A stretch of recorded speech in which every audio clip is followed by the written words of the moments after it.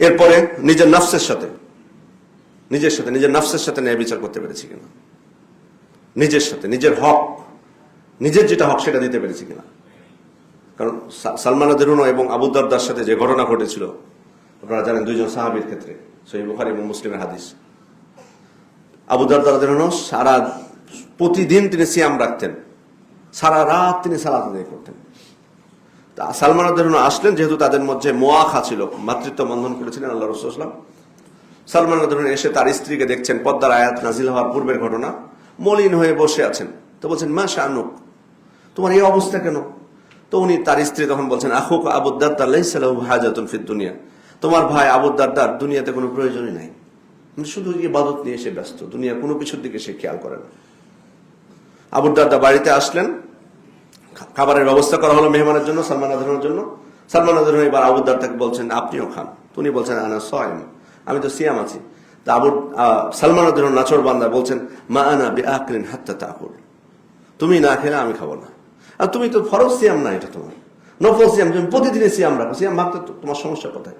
আর সাইম আল মুতাতাওয়্যি আমিরু নাফসি, কারণ নফল সিয়াম পালন করে ইচ্ছা করলে তার সিয়াম ভাঙতে পারে।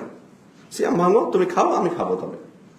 তারপর সিয়াম ভাঙালেন, রাত হলো, সালমান রাদিয়াল্লাহু ঘুমাতে যাচ্ছেন, আবু দারদা এবার তাহাজ্জুদ সালাত আদায়ের জন্য প্রস্তুতি নিচ্ছেন। সালমান রাদিয়াল্লাহু বলছেন, না ঘুমাও, এখন ঘুমার সময়। কিছুক্ষণ ঘুমার পর ওই যে অভ্যাস সারা রাত্রি সালাত আদায় করার, আবার উঠে যাচ্ছেন, বলছেন, না এখনো সময় হয়নি আবু দারদা। পরে যখন শেষ রাত হলো, দুইজনে উঠলেন, সালাত আদায় করলেন একসাথে। এবার তিনি বলছেন, ইন্না লিরাব্বিকা আলাইকা হক, আবু দারদা নিশ্চয় তোমার উপর তোমার রবের অধিকার আছে, সে অধিকার তুমি পালন করছো, কিন্তু সাথে সাথে ওয়া ইন্না লিনাফসিকা আলাইকা হক, তোমার উপর কিন্তু তোমার নিজের অধিকার আছে। এই দু চোখ তোমাকে আল্লাহ দিয়েছেন, এটারও তো হক আছে, তোমাকে তো ঘুমাতে হবে। ওয়া ইন্না লিআহলিকা আলাইকা হক, তোমার স্ত্রী আছে, তোমার পরিবার আছে, তোমার উপর তাদেরও কিন্তু অধিকার আছে। তুমি আল্লাহর অধিকার নিয়ে ব্যস্ত আছো, ভালো কথা, কিন্তু এই অধিকারগুলো যাবে কোথায়? তোমার নিজের অধিকার, তোমার স্ত্রীর অধিকার, তোমার চোখের অধিকার, তোমার মেহমানের অধিকার।